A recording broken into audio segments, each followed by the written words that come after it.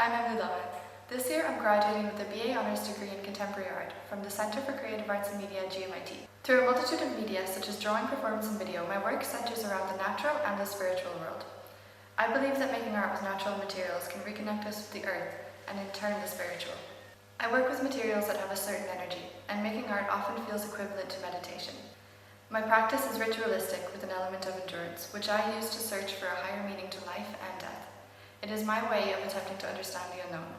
Where did we come from and where do we go when we die?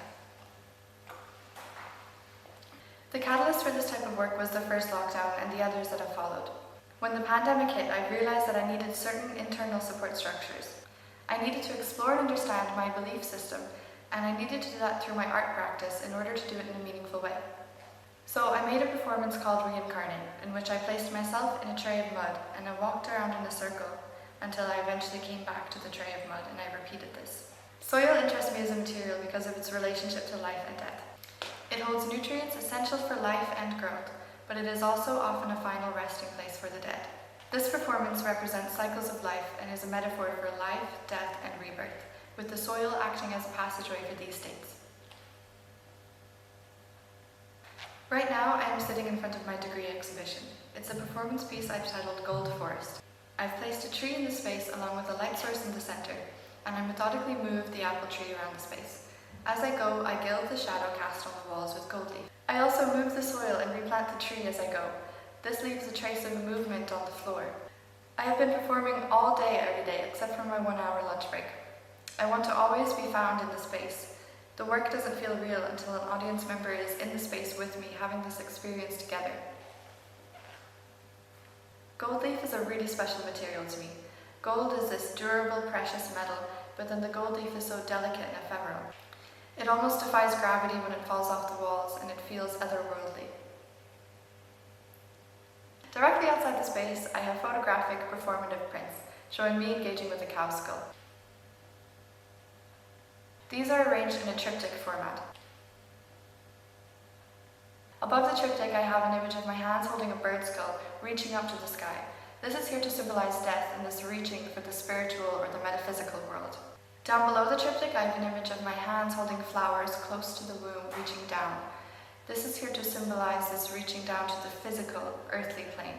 So I wanted to have these images of death outside the space, and I wanted the audience to enter into the middle of this triptych, into this abundance of life inside. These works feel so important to me, and my practice has become something that's so close to my heart.